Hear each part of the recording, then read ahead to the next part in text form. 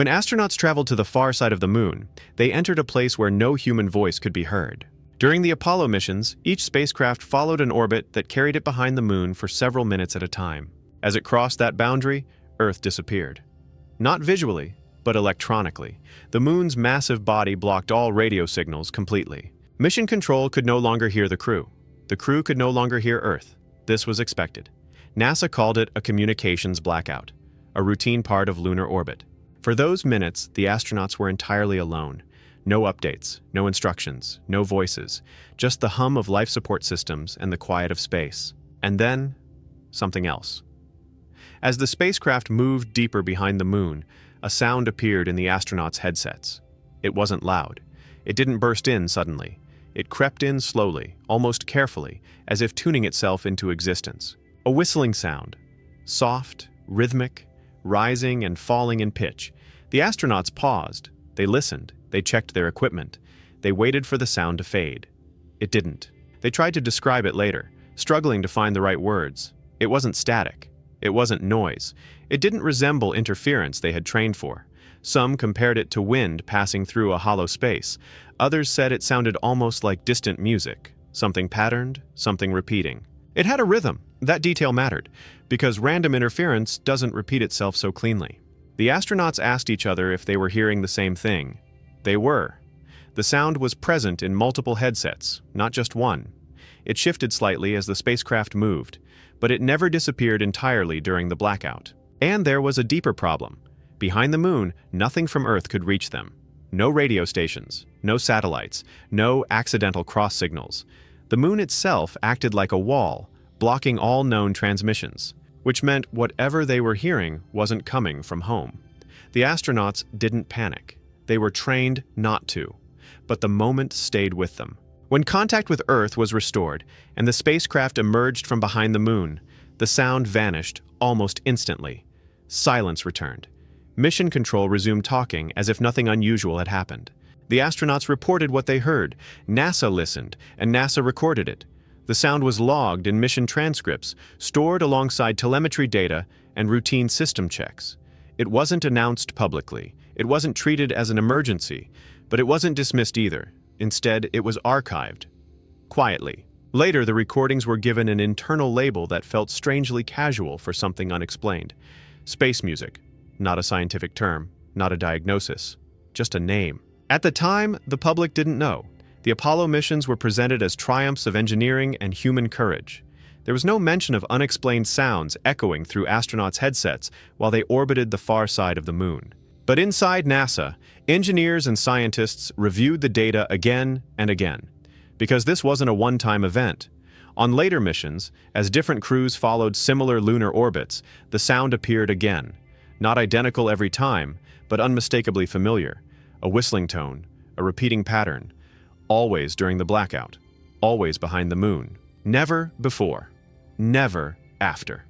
The moon seemed to be the trigger, and that was unsettling. Because the moon is supposed to be silent.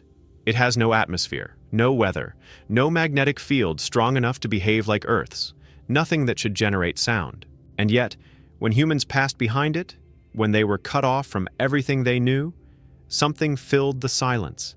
NASA needed to know what it was, because if the sound wasn't coming from Earth, and it wasn't coming from the spacecraft, then it was coming from somewhere else. And that question would not go away. NASA approached the sound the same way it approaches every anomaly, by eliminating what it could not be. The first and most obvious possibility was Earth. Radio interference from home has explained countless strange signals in space. But in this case, Earth was physically blocked. The moon's mass prevents radio waves from passing through it.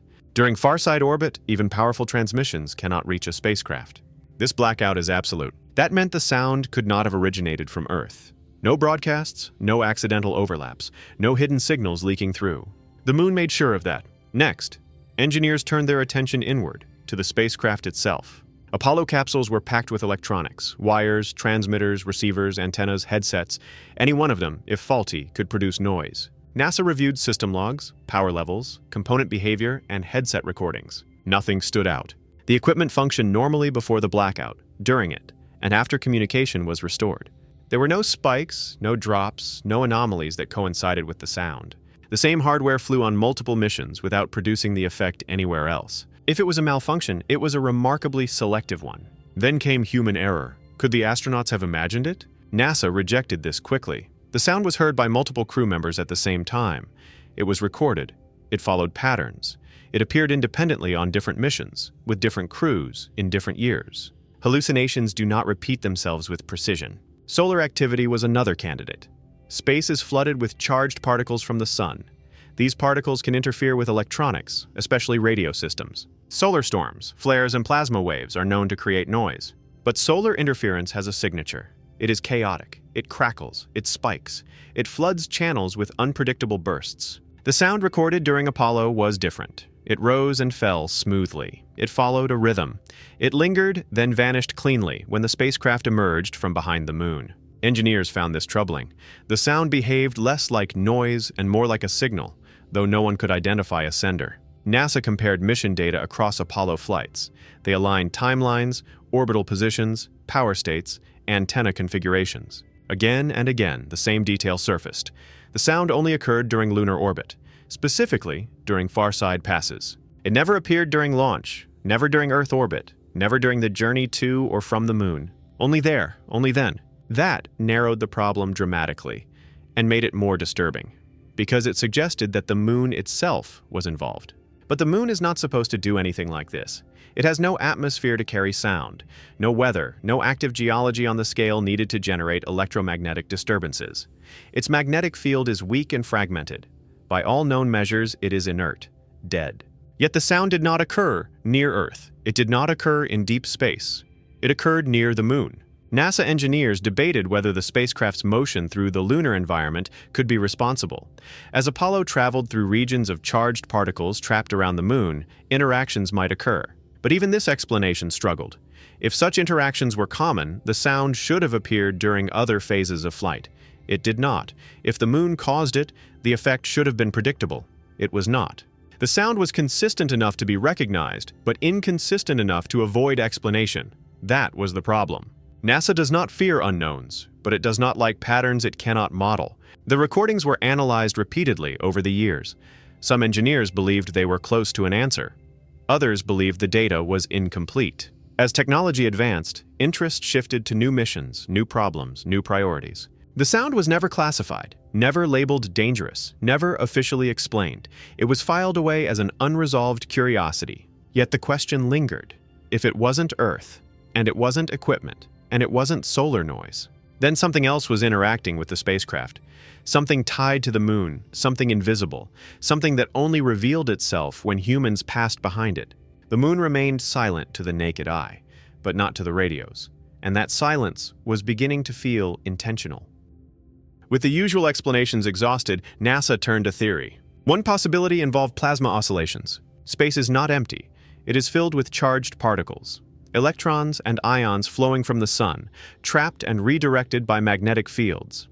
As the Apollo spacecraft passed through regions of charged plasma near the moon, interactions between these particles and the spacecraft's radio systems may have occurred. In theory, fluctuating plasma densities could produce electromagnetic vibrations.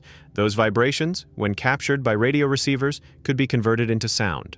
In other words, space itself might have been vibrating. Another theory focused on the spacecraft's antennae. Apollo carried long, sensitive antenna systems designed to transmit and receive faint signals across vast distances. As the spacecraft moved through weak and uneven magnetic fields near the moon, those antennae may have behaved like massive tuning forks. Invisible energy in space could have been converted into audible frequencies, not noise, sound. Both theories were technically plausible. Both fit parts of the data. Neither fully explained the pattern. If plasma was the cause, why did the sound appear only during far-side orbit? Plasma exists throughout space. If antennae were responsible, why did the sound disappear instantly when communication with Earth resumed? Why did it feel localized?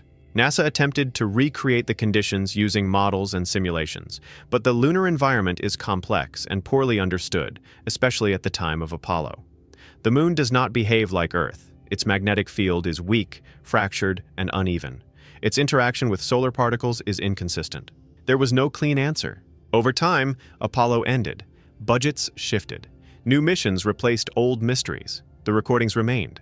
They were never hidden. They were simply left behind. NASA archived them as space music, an informal label that acknowledged something unusual without committing to an explanation. Engineers moved on. Scientists retired. The moon fell silent again. But the unanswered question never truly disappeared. Modern spacecraft still experience strange electromagnetic effects. Satellites record unexplained signals. Probes encounter interference that defies easy classification. Yet none have recreated the exact whistling pattern heard during Apollo. Even today, when spacecraft orbit the far side of the moon, communication still drops to zero. Silence still returns. The difference is that now, we know silence isn't empty. NASA never claimed the sound was artificial, never claimed it was intelligent, never suggested it was a message. But they never fully explained it either. And sometimes, the most unsettling mysteries are not the ones that threaten us, but the ones that simply exist, unbothered by our presence, waiting. When the Apollo astronauts passed behind the moon, they entered a place where Earth could not hear them, where no human voice could reach them, where technology fell quiet. And in that moment, something else filled the gap, a sound with rhythm, with structure, with no clear source. It didn't speak. It didn't warn. It didn't explain itself. It just existed. The moon returned the astronauts safely. The missions were declared successes. History moved forward. But the recordings remain. And every time humanity sends something behind the moon, the same question lingers in the background, unspoken. Was the sound a natural phenomenon we barely understand? Or was it simply the moon reminding us that even in the emptiness of space, we are never truly alone?